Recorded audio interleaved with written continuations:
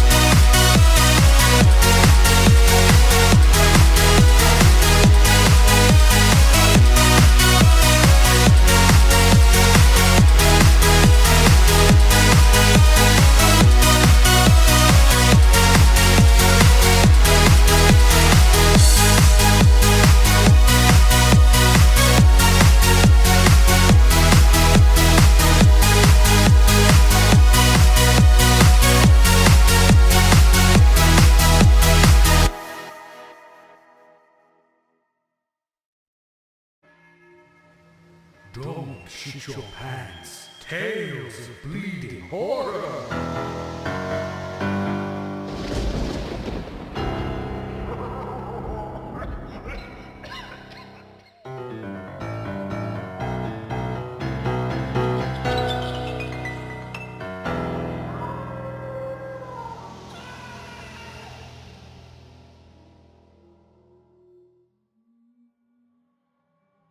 Hitler's Children, written by Madras, narrated by I am a voice actor.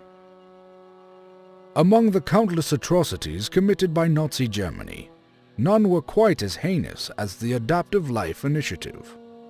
Known only by the top Nazi brass and Hitler himself, it was a plan to create a race of animal-human hybrids that could survive in any environment, including outer space. Fauna from all over the world were transported to Hitler's secret base in Antarctica, where the genitals of animals were modified using technology borrowed from Martian sympathizers. Now capable of breeding with humans, the animals were impregnated by several randy young men. Hitler was especially fond of this part of the project and gleefully inseminated 98% of the animals himself. Much like how Loki sired the Midgard serpent and the Fenris wolf, Hitler fathered aberrations that would become some of the most notorious monsters in history. Wolfman, Chupacabra, Bigfoot, even the Black Bird of Chernobyl. All of these creatures and more were products of this vile crime against nature.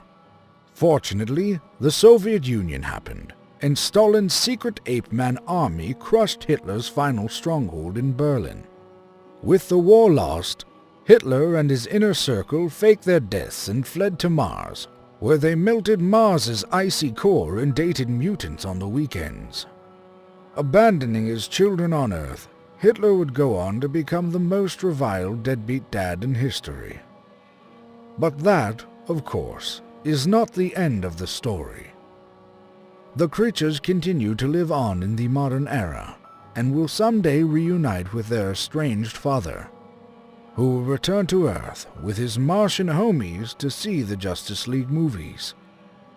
Hitler was also a time-traveling vampire pedophile. But that is another story. Thank you for listening to Don't Shit Your Pants, Tales of Bleeding Horror! Don't forget to like, comment, and subscribe. Thank you, Les Sue, for your amazing intro-outro composition. Until next time, boys and ghouls.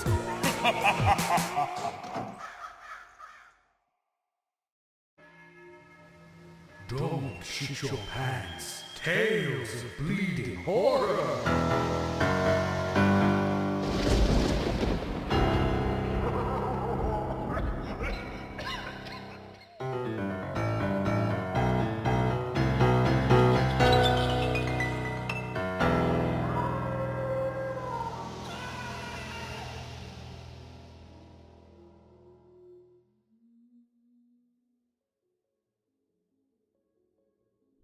Mammon, written by Madras, narrated by I am a voice actor.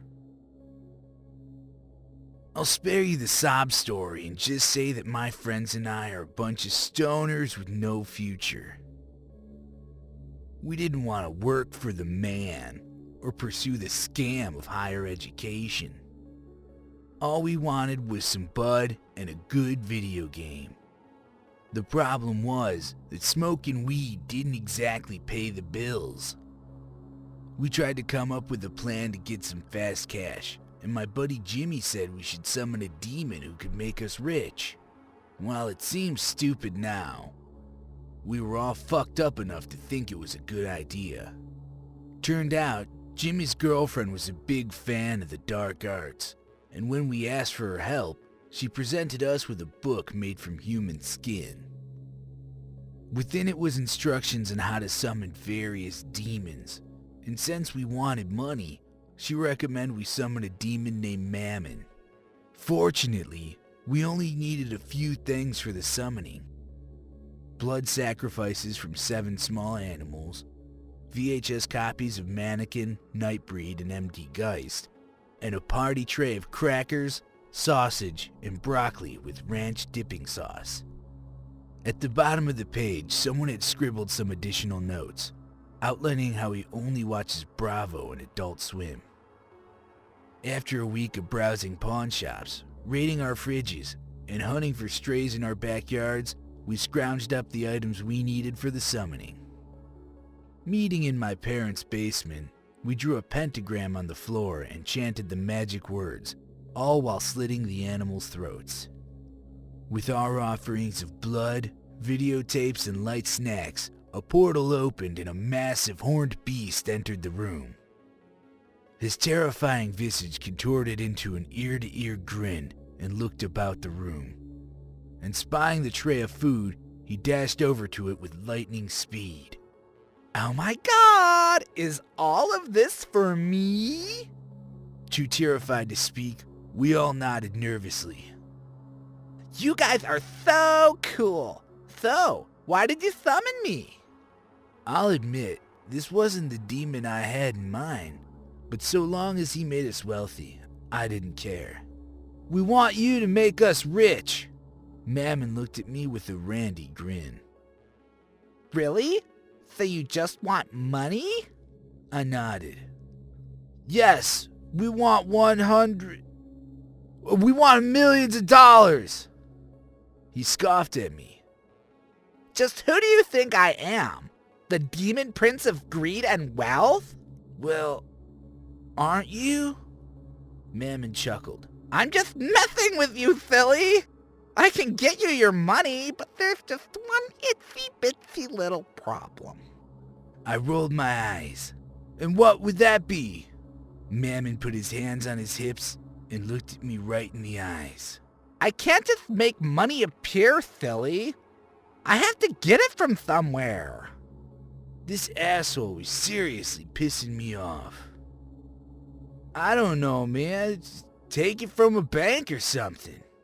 Mammon approached me and waved his finger in my face. Okay, I can do that, but... By this point, I was fuming. But what? You have to do something for me, silly. Okay, what do you want? You have to let me shack up with you. And when I say shack up, I mean the whole ball of wax. Bathroom, bedroom, kitchen, everything. Fine, you can live with me, just so long as you steal the money for us. Mammon spun around, giddy as a schoolgirl. Yay! I love sleepovers!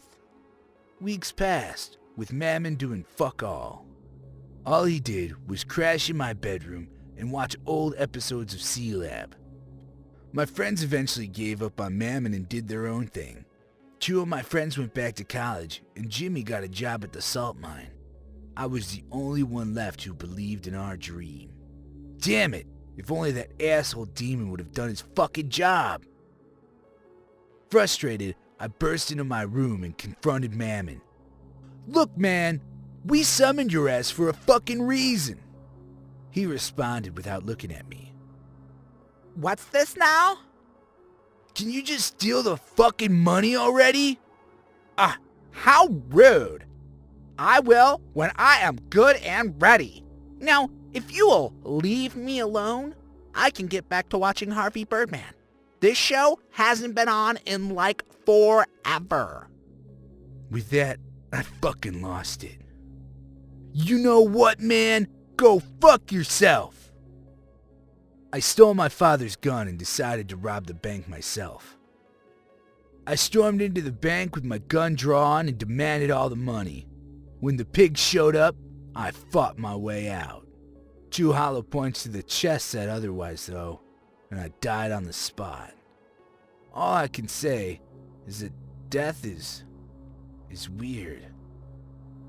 You're given a number and forced to wait till you're called. Can you believe they're still judging people from Mesopotamian times? It's fucking bananas! Anyway, after a millennia or two, I finally got to stand in front of the judge. Even though I was a lazy ass who summoned the demon prince of greed, I was actually a pretty decent guy who didn't harm anybody. So I was let off easy with an eternity in purgatory. And just like that, poof, I was teleported right there. Think of purgatory as a big-ass suburb that extends forever. And right in front of me was a house that literally had my name on it. And get this shit, all of my stuff was inside. My TV, weed, video games, even that pack of condoms I was saving. So now, I do what I've always done. Not a damn thing. You know, purgatory isn't so bad. Well, it could be better. Especially since a certain asshole is my neighbor. Well, isn't this a small world? Beelzebub and I are going to get some chowder later, and you're totes welcome to come with. I'll take that silence as a yes. So, do you prefer naughty New England or saucy Manhattan? Thank you for listening to Don't Shit Your Pants, Tales of Bleeding Horror! Don't forget to like, comment, and subscribe. Thank you, Les Sue, for your amazing intro-outro composition. Until next time,